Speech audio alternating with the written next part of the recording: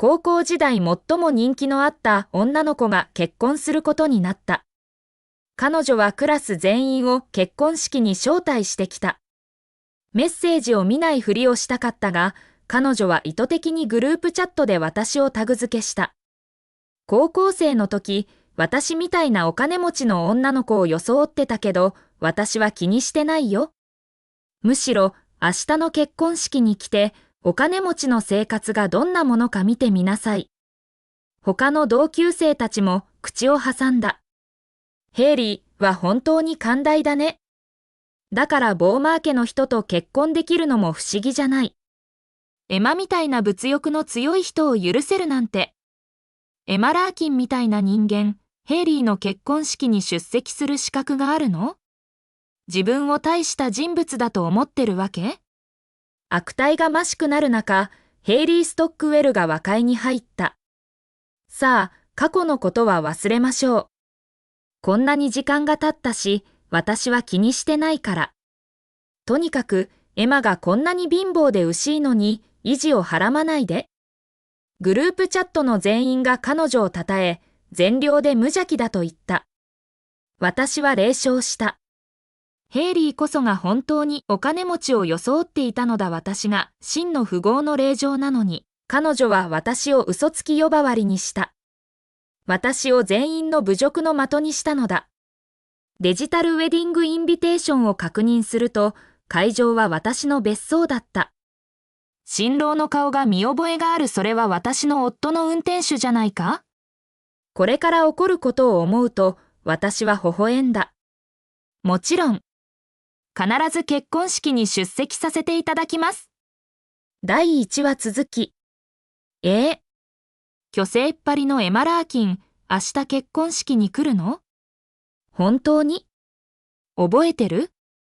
彼女、校舎新築の寄付金を父が出したって嘘をついたり、大物の娘だって自慢したりしてたよ。ヘイリー・ストックウェルの真似事してたんだよ。どうしてこんな厚かましく登場できるんだ？そうだよ。当時ヘイリーは優しすぎて直接指摘しなかったけど、もし私だったら謝罪させて退学させるところだった。私の出席が確定すると、クラスのグループチャットは大混乱に陥った。彼らは高校時代と同じように私を指をさすり、貧乏な女の子が身分を偽ったと非難した。彼らの目にはヘイリーこそが本物だった。昔の私は低姿勢で、ほとんどの時間を勉強に費やしていた。化粧もしなければ友達を作らず、まるで読書中毒者のようだった。それに対し、ヘイリーは若踊りじしく目を引く存在だった。彼女は上流社会の生活に精通しているように見え、誰もが彼女を大物の娘だと思い込んだ。それがグループチャットで彼らが私を冷笑する理由だった。私は冷笑しながら、結婚式で私を見た彼らの態度が変わるかどうか思った。翌日、ヘイリーの結婚式が別荘で開かれた。身分を誇示するため、彼女は大金を費やして会場を壮大に装飾した。空っぽだった別荘は精巧な装飾で彩られていた。激変した私の別荘を見つめながら、携帯を取り出し執事に問い合わせようとした。その瞬間、メインホールでヘイリーが側近たちに囲まれているのを見た。彼らは彼女におべっかを使っていた。ヘイリー、結婚式めちゃくちゃ豪華。別荘も広すぎる。ウェディングドレスも高そうだね。旦那さん、お金持ちなの？もちろん。ヘイリーはノバラックスグループの CEO と結婚するんだよ。最高の男よ。年収数百万ドルだって知ってる？イケメンで金持ち。ヘイリー、本当に羨ましい。生まれつきのお姫様で王子様を見つけたんだね。同級生たちはヘイリーを絶賛し、彼女はその称賛を聞いて得意げな表情をしていた。ヘイリーが私の夫の会社であるノバラックスグループを彼女の夫の会社だと紹介しているのを聞いて、私は驚いた。少しの皮肉を込めて彼女をからかった。旦那さんがそんなに金持ちなら、なぜ他人の別荘を借りて結婚式をするんですか？私の言葉が空中を切り裂き、ヘイリーと彼女の瞳の注意を引いた。彼らの笑顔は消え、不機嫌な表情に変わった。腕を組んで私に礼笑した。エマ・ラーキン、本当に厚かましくて登場できるわね。恥ずかしくないの？それに、この別荘はヘイリーの旦那さんの家のものだよ。なんで意地悪を言うの？羨ましいの？ねえ、巨星っぱりさん、あのハーメスのバッグ、偽物じゃない？ロゴ明らかに偽物だよ。いつまで虚勢を張ってるの？彼らは学校の時と同じように私を嘲笑った。私は静かに礼笑した。学校の時、父はいくつかの校舎新築の寄付金を出していた。その貢献と優れた成績で、私は大学入試を受ける前にトップ校の推薦入学を獲得していた。しかし、ヘイリーが突然襲いかかり、私を中傷した。彼女は私が自分の真似をしていると告発した。泣きながら、かわいそうそうに私の別荘の写真プール、プライベートシアター、車庫にある父のスポーツカーコレクションを見せた。さらに、父の隣に立つ自分の写真まで出して、嘘を一層説得力のあるものにした。写真が公開されると、学校全体が私に敵対した。私は大物の娘を装う貧乏女となり、推薦入学の資格も取り消された。最初は父に電話して自分の名前を洗い清めようと思ったが、父は心臓発作で緊急手術を受けなければならなかった。父にさらなるストレスを与えるのを避けるため、私は学校で起きたことを秘密にした。幸い、父の手術は成功した。同時に、私は海外の名門校から合格通知を受け取り、そこで今の夫トーマス・シーゲルに出会った。トーマスと結婚して国に帰ってきたところ、ヘイリーが偽装を続けていることを発見した。私の不在中、彼女は私の真似をするだけでなく、私の家子の別荘まで奪い取っていた。私はこの別荘の本当の所有者がシーゲル家であることを明らかにしようとしたが、ヘイリーがすでに私に突進してきて、顔を平手打ちした。エマ・ラーキン、10年前に借りてた分、今ここで返してあげる。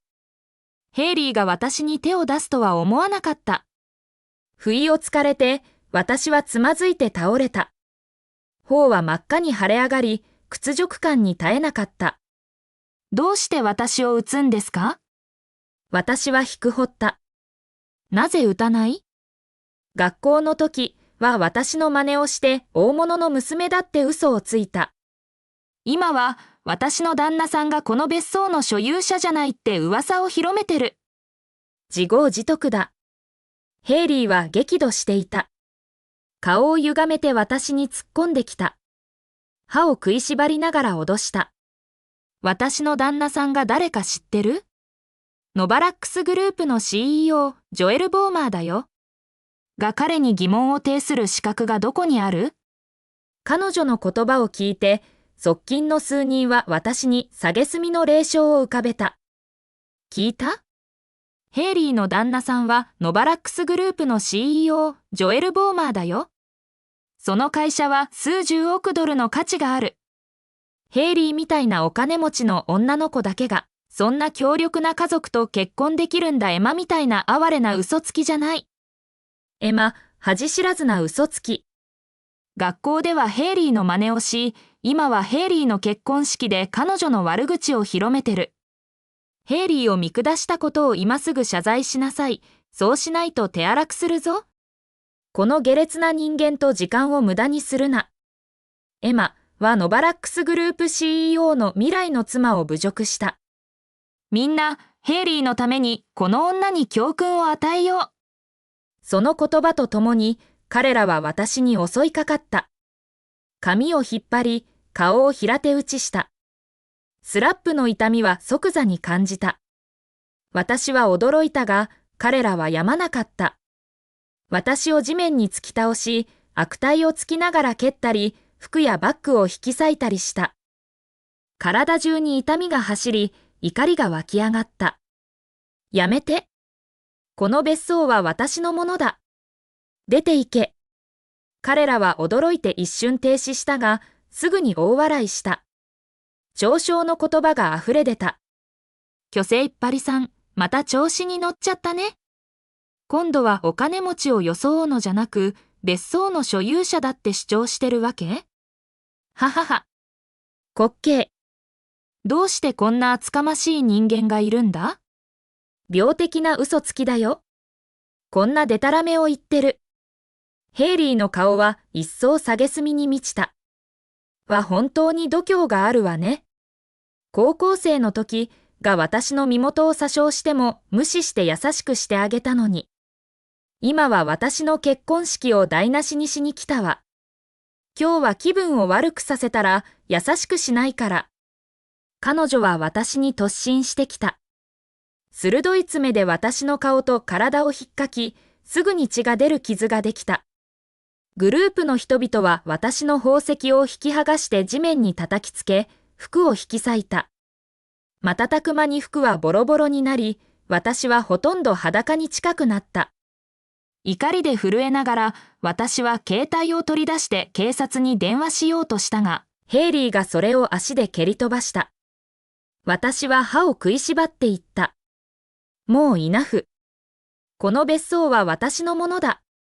信じないなら、執事に所有権証明書を取ってきてもらえ。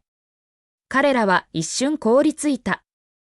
秀才、外から車の音が聞こえ、誰かが叫んだ。ヘイリー、執事が来たよ。ヘイリーの顔色が変わり、私は安堵のためため息をついた。ついに私の身元を証明してくれる人が来た。執事のジョン・カミンスキーを呼ぼうとした瞬間、私は彼がヘイリーに近づいているのを見た。彼は満面の笑みで熱心に鍵のセットを渡した。ボーマー夫人、今日はとても美しいです。これはボーマー様からの鍵で、彼が私に渡してくれました。ヘイリーは誇らしげに顔を輝かせて鍵を受け取った。それから私を指さした。ジョン・ライトク正義。この狂人が私の別荘を自分のものだって主張してるんだ。この別荘が本当に誰のものかみんなに教えてくれ。そんなデタラメは言わないで。この別荘はボーマー様のものです。